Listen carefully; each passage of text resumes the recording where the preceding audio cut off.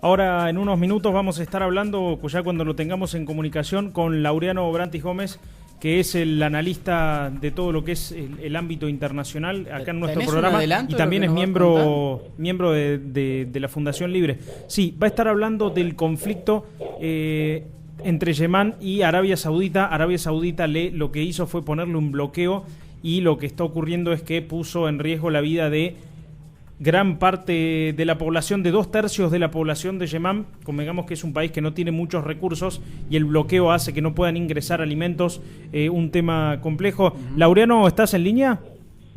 Sí, hola, ¿cómo andás? ¿Cómo andás, Laureano? Contanos un poco más sobre este tema.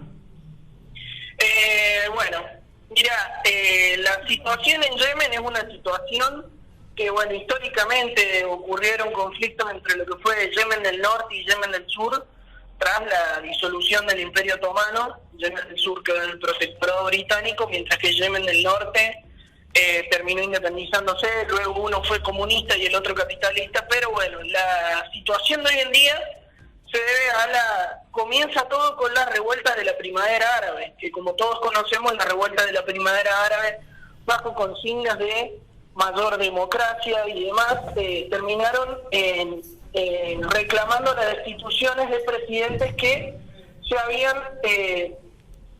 habían acomodado en el poder durante muchísimo tiempo. Este es el caso del presidente que en 2012 va a ser destituido, que es Abdullah Saleh.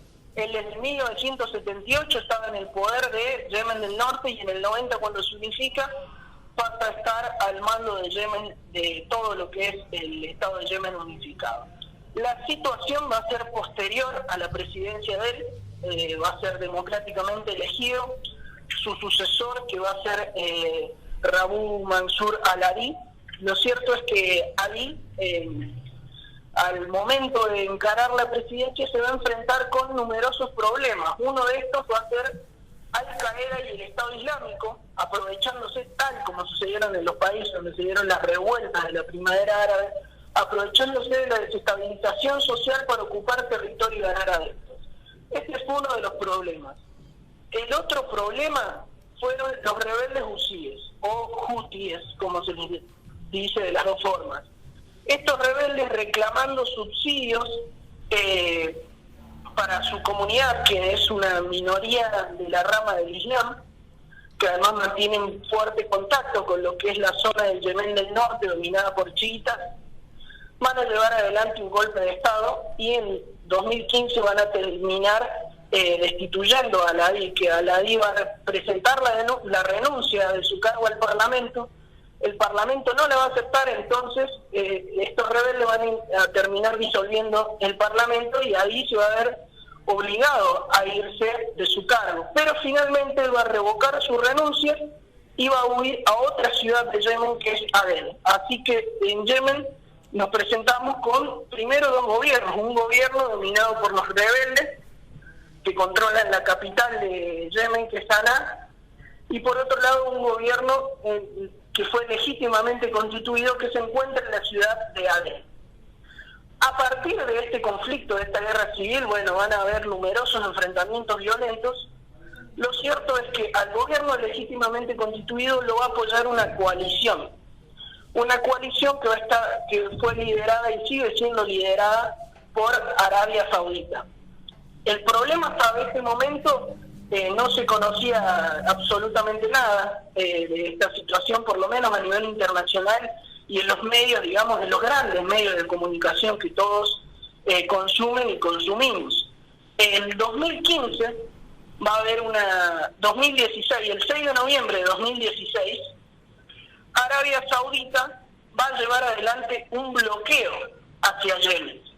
Y esto va a llevar a un recrudecimiento aún más de la situación, en donde vamos a tener aproximadamente 19 millones de personas que necesitan hoy en día ayuda humanitaria, miles que han perdido la vida, los equipos médicos de Médicos Sin Fronteras que no les alcanzan las manos ya para asistir a heridos de guerra. Tenemos, más de casi 3 millones de personas no tienen acceso al agua potable. Laureano, estamos hablando de casos de cólera y demás. Laureano, vos sabés que te tomo ahí algo que decías vos. Yo lo que tengo entendido es que Yemen, de los países árabes, es uno de los más pobres, de los menos prósperos, porque creo que maneja pocos recursos naturales. Además, ¿por qué hay tanta disputa sobre ese territorio? ¿Es algún posicionamiento estratégico o en realidad...? Sí, Principalmente la disputa, como vos decís, Yemen es el país más pobre de Oriente Próximo. Porque Irak, por ejemplo, Irak está lleno de pozos petroleros, Siria tiene un montón de reservas de gas, pero no entiendo la relación de que tendría, o el plan que tendría ISIS fuera de lo territorial, que tampoco es grande.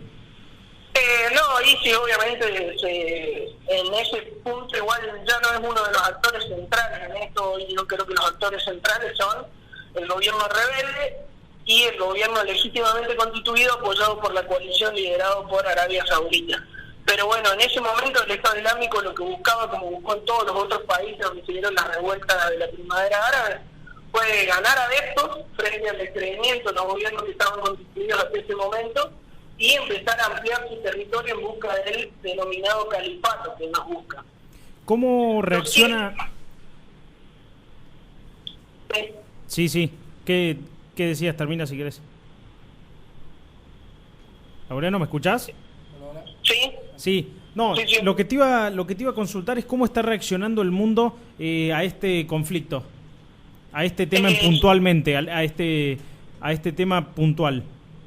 Yo creo que el mundo ha tenido una respuesta totalmente fallida y ha mostrado una gran falta de interés, más allá de distintas ONG y de Naciones Unidas en sí. Yo creo que ningún país realmente, fuera de lo que son los países del Medio Oriente y la coalición liderada por Arabia Saudita, que recibe apoyo logístico de Estados Unidos, yo creo que ningún otro país se ha acercado a tratar de buscarle soluciones a este problema.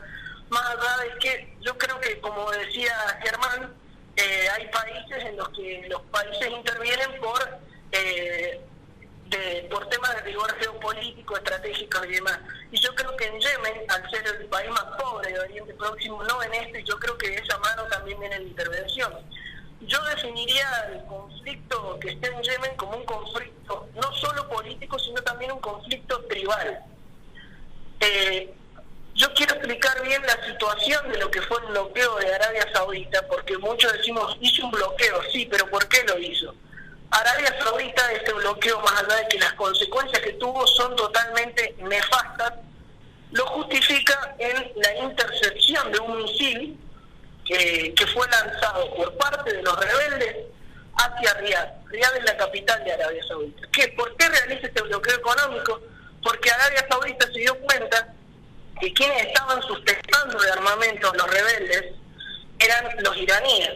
Casualmente, si podemos ver, Irán es un país totalmente chiita, y la zona en la que se encuentran estos rebeldes es la zona predominantemente chiita dentro de lo que es Yemen.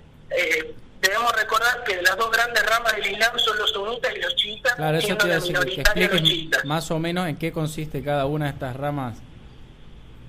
En lo principal que se diferenciaron en el momento, que después van adquiriendo diferencias, es que los chiitas en su momento, tras la muerte de Mahoma, sostenían que el que debía seguir siendo el líder del movimiento musulmán era el yerno y primo de Mahoma, y los sunitas sostenían que se debían elegir a otro líder. Y ahí empezaron a dividirse, y después tenemos muchísimas más ramificaciones dentro del Islam. Y esto explica el enfrentamiento violento que hay entre todas estas facciones dentro del Medio Oriente también. Exactamente, sí. La mayoría de los problemas que existen en el Medio Oriente, más allá de ser avivados o no por otros países externos a la región, nacen de un enfrentamiento tribal, religioso, cultural, internamente de estos países. Te saco ahora un poco de este tema, quiero meterme en el tema del submarino, que si bien no es un tema internacional, es algo de Argentina. Recibimos mucha ayuda de países externos. ¿Cómo ves esta ayuda? ¿Qué mensaje ves que da esta ayuda a la Argentina? Yo creo que lo que acabas de plantear es fundamental, entenderlo en contraposición con lo que pasa en Yemen. Podemos ver en Yemen una falta de cooperación internacional, y en Argentina lo que vemos es el cumplimiento de este principio de Naciones Unidas que tuvo tuvo a la hora de formarse, que es el de la cooperación internacional. Yo lo veo totalmente positivo, o sea, saber que hay países dispuestos a apoyar a tu país en estas situaciones me parece algo muy importante y algo que para mí va más allá de la posición de la gestión gubernamental en la que esté. Esto habla muy bien de los países que han apoyado, porque yo por ahí he visto comentarios negativos hacia el apoyo. Yo creo que lo primero que debe hacer el Estado y nosotros es entender que hace 30, 40 años que las Fuerzas Armadas han estado en decaimiento. El presupuesto es cada vez más corto, estamos en una situación de desarme, no tenemos hipótesis de defensa, y aceptar el que no tenemos la capacidad para hacerlo y que otros países encima nos ayuden en esto es fundamental. Ahora, yo también creo que esta situación del submarino, no por la pérdida en sí, sino por la situación de no poder encontrarlo, nos tiene que hacer pensar a todos y a los gobiernos que vengan y demás en volver a darle la importancia que deben tener las Fuerzas Armadas, porque hay una demonización en el discurso de las Fuerzas Armadas y algo que se debe volver a revalorizar, porque ni más ni menos lo que hace la Fuerza Armada es proteger la seguridad del Estado, y sin Fuerzas Armadas y con países vecinos que se están armando cada vez más, no estoy hablando de un proceso de militarización regional, pero sí de un proceso de reportarnos como se debe y como se debe estar al mundo en la actualidad hoy. El submarino que se desapareció tenía aproximadamente 35 años o más y había sido puesto en remodelación en 2014 y en 2011 se dijo que iban a dar 30 años más y nada de eso sucedió.